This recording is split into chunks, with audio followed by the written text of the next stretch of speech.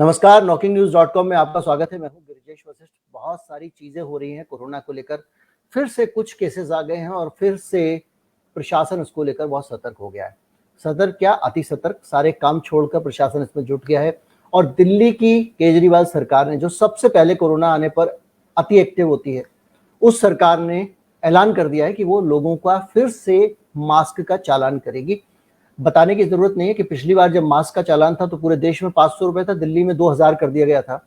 और उस 2000 रुपए का चालान भी जो है उसकी वसूली भी कमीशन के आधार पर होती थी। कुछ सिविल डिफेंस के वॉलंटियर्स को लगा दिया गया था, जिनको जितना रुपया वो बटोर के लाएंगे उसमें से एक सर्टेन अमाउंट दिया जाता था। इस तरह का मामला चल रहा था।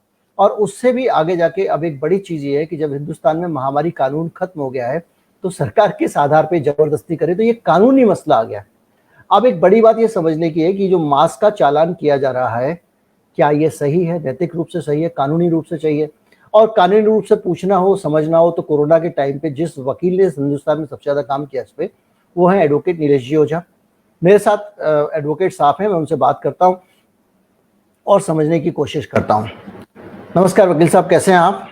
नमस्ते नमस्ते, ठीक है जी। मैं ये जानना चाह रहा था कि ये नया मसला क्या है, इसका चालान वाला जो नया नियम अचानक आ गया। हाँ, अभी देखिए, जो पहली चीज है कि इन्होंने केंद्र सरकार ने अपना 22 मार्च के अपने नोट आदेश में सारे यूनियन टेरिटरी और स्टेट को स्पेसिफिक डायरेक्शन दिया है कि अब वे लोग डिजास्टर मैनेजमेंट एक्ट के तहत कोई भी आदेश पारित ना करना बंद कर दे,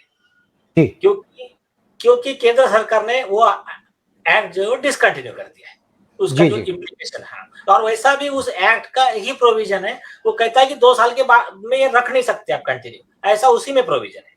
उसको मतलब अधिकतम ज्यादा से ज्यादा 2 साल के लिए लागू कर सकते हैं।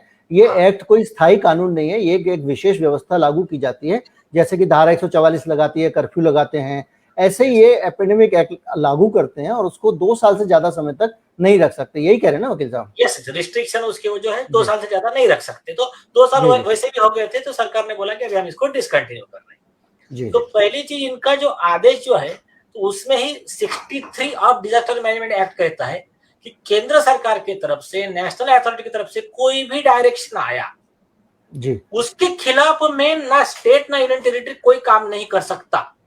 और अगर करेगा तो सेक्शन 51B और 55 में डिजास्टर मैनेजमेंट एक्ट का ही प्रोविजन है, उसमें वो करने वाला अधिकारी और उसके ऑफिस के पूरे सीनियर से लेकर सभी लोग 1 साल के जेल के सजा के हकदार रहे। लेकिन अब तो वकील साहब ये एक्ट नहीं है, इसलिए ये शर्त तो लागू होगी नहीं, क्योंकि ये एक्ट तो है नहीं। नहीं, सुनिए, एक्ट नहीं है, ठीक है, लेकिन उस एक्ट की डायरेक्शन का उल्लंघन किया करके उनके ऊपर प्रोसिक्यूशन वाला सेक्शन लगेगा।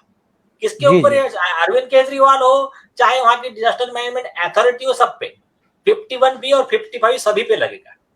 तो ये हो गया इसका एक कानूनी पहलू, तो वो एक इलीगल ऑर्डर है। दूसरी चीज, ना तो डिजास्टर मैनेजमेंट एक्ट में ना ही एपिडेमिक एक्ट में कोई भी अधिकारी को आम आदमी से फाइन वसूल करने का अधिकार नहीं है। उसमें क्या लिखा है? सेम ग्राउंड पे हमारा भी पिटीशन है बॉम्बे हाई कोर्ट में कि जितना फाइन वसूला वो वापस लौटाओ। तो उसके लिए बॉम्बे हाई कोर्ट ने स्टेट को बोला आपका पूरा डिटेल एफिडेविट देना, सेंटर को भी बोला है जी। तो उनको अधिकार ही नहीं है। उसमें क्या होता है, 2 ही चीजें कर सकता है अधिकारी। अगर फॉर एग्जाम्पल ये आदेश सब ऐसा मान के चलो कि डिजास्टर मैनेजमेंट एक्ट लागू भी होता, तब भी अगर ये कहते कि इनको फाइन लेने का अधिकार है ही नहीं क्योंकि एक्ट में ही नहीं है, तो ये ज्यादा से ज्यादा क्या कर सकते हैं कि 188 का कंप्लेंट FIR भी नहीं दर्ज कर सकते, पुलिस अरेस्ट भी नहीं कर सकती इसमें मास्क नहीं पहना करके। जी ज्यादा से ज्यादा ये लोग कोर्ट में कंप्लेंट कर सकते हैं, प्राइवेट कंप्लेंट की तरह। ये सब अवेलेबल सेक्शन है, तो ये इसमें 188 का ही कंप्लेंट जा सकता है। और वो कंप्लेंट कौन करेगा? जिसकी ऑर्डर है वो। अगर केजरीवाल की ऑर्डर है, लेफ्टिनेंट जनरल की ऑर्डर है, कंप्लेनेंट उसको ही रहना पड़ेगा कोर्ट में। ये तुम्हारे प्राइवेट कॉन्ट्रैक्टर नहीं रह सकते। एक चीज जी तो हमारे कोर्ट में वही मसला आया, तो सरकार ने एकदम बेवकूफाना जवाब लिख कर दिया एफिडेविट पे। बोले हमने सेक्शन जो इसका है डिजास्टर मैनेजमेंट एक्ट का, इसके इस सेक्शन के तहत 51 के तहत हमने फाइन वसूला समरी प्रोसीडिंग में। तो मैंने कोर्ट को कहा सेम ग्राउंड पे सुप्रीम कोर्ट ने उत्तर प्रदेश गवर्नमेंट को ऑर्डर किया था सारा पैसा लौटाओ रिकवरी का, तो उसमें क्या बोला कोर्ट ने, वही हमने कोर्ट के नजर में लाके दिया। इसमें क्या लिखा है 51 में, अगर ट्रायल चला और वो दोषी साबित हुआ तो जज को लगा तो जज फाइन लगा सकता है। यहां तो ये तुम कंप्लेनेंट बन गए, तुम प्रोसिक्यूटर बन गए, तुम जज बन गए, तो तुमको जज बनने का अधिकार किसने दिया?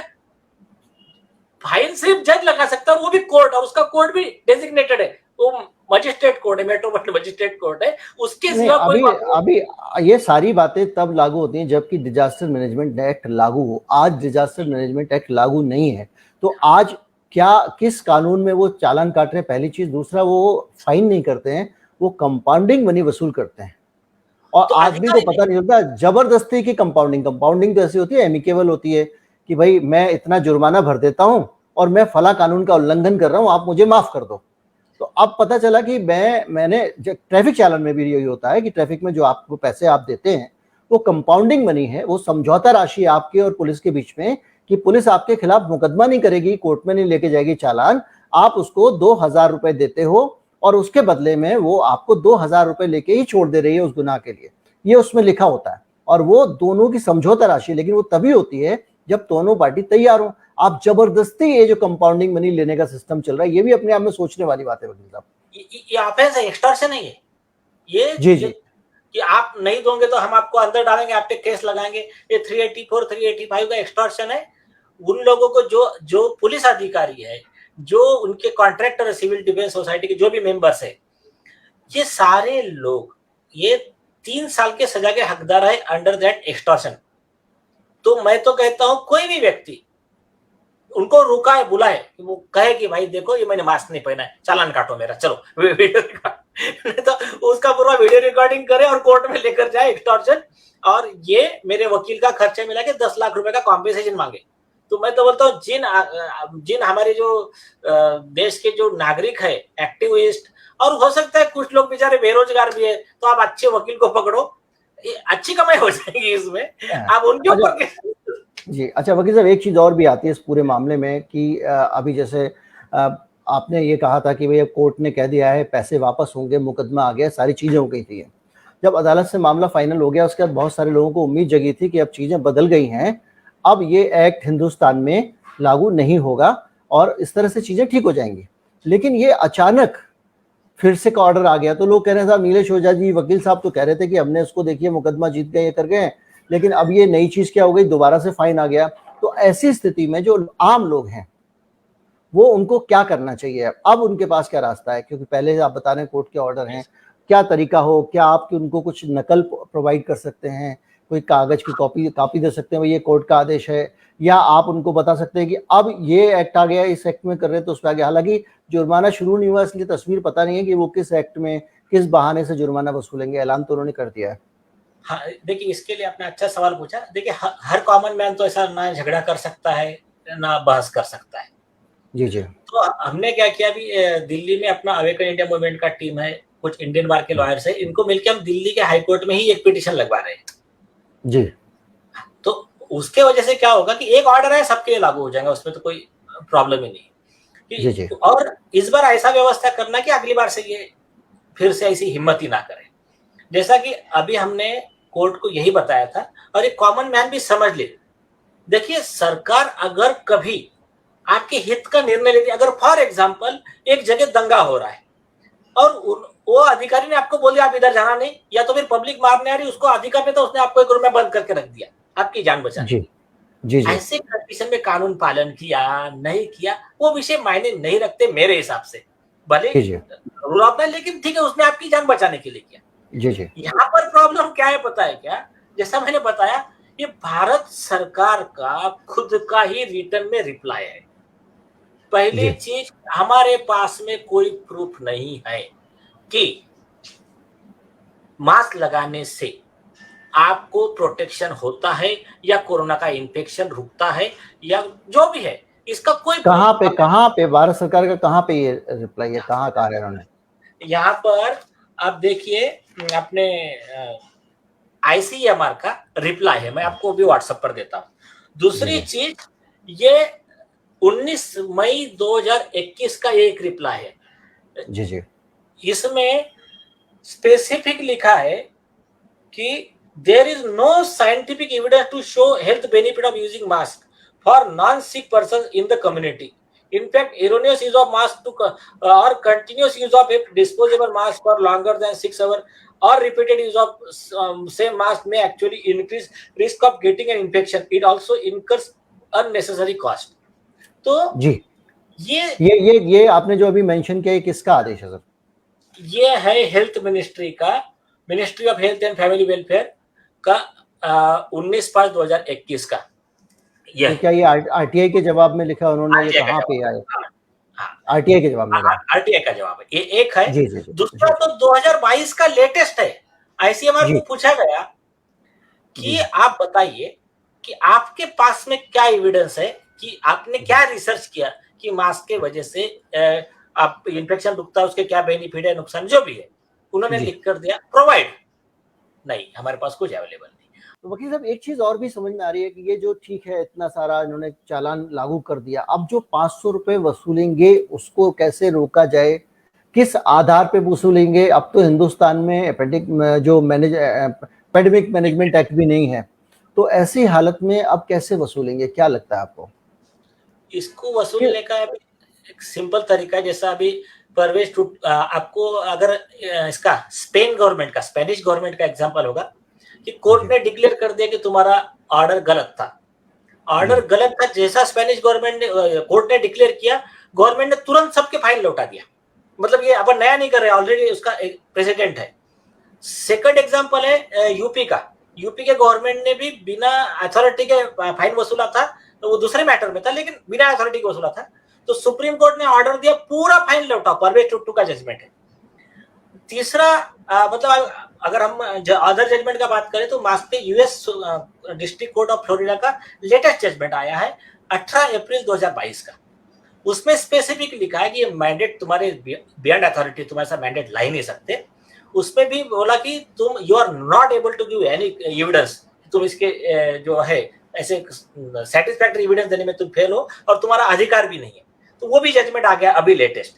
और हमारा जो मैटर है कोर्ट में बॉम्बे हाई कोर्ट, तो उसमें भी कोर्ट ने वही उनको ऑर्डर दिया कि इनका पैसा लौटाने के लिए इनका जो पिटीशन उस पर तुम्हारा जवाब दाखिल करो।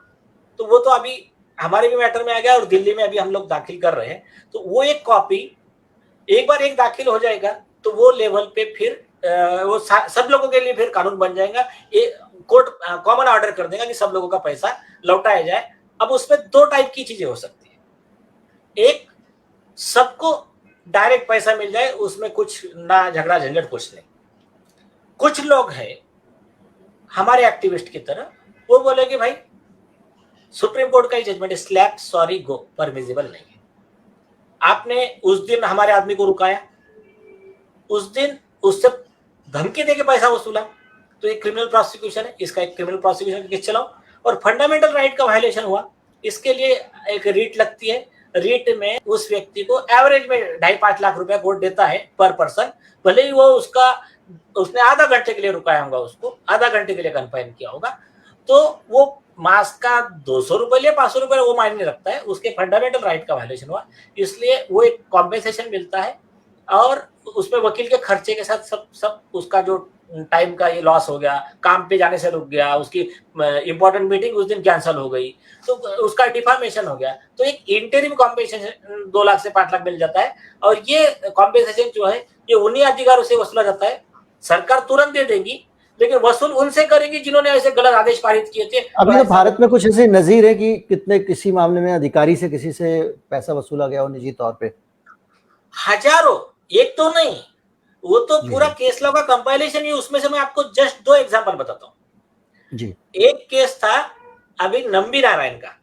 नंबी नारायण को गलत तरीके से अरेस्ट किया, तो उसके ऊपर उन्होंने रेट लगाया। सुप्रीम कोर्ट ने 2018 में 50 लाख रुपए ऑर्डर किया और कहा कि उन अधिकारी से वसूल लेना।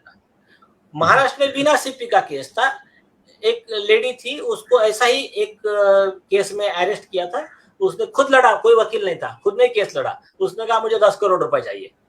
तो फिर कोर्ट ने कहा कि हम इंटरिम आपको 2.5 लाख रुपए दे रहे हैं, बाकी आप नीचे के कोर्ट से ले लेना। ऐसे, और उसमें ऑर्डर में लिखा कोर्ट ने कि स्टेट ने तुरंत देना है, बाद में उन अधिकारियों से वसूलना है, क्योंकि वो अधिकारी की गलती की सजा टैक्स पेयर की मनी, मतलब कॉमन मैन क्यों भुगते?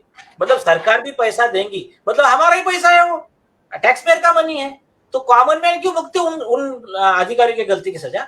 इसलिए वो लॉ है कि इन अधिकारियों से वसूला जाएगा। इसमें अगर अरविंद केजरीवाल आरोपी है तो अरविंद केजरीवाल की प्रॉपर्टी बेचकर वो वसूला जाएगा।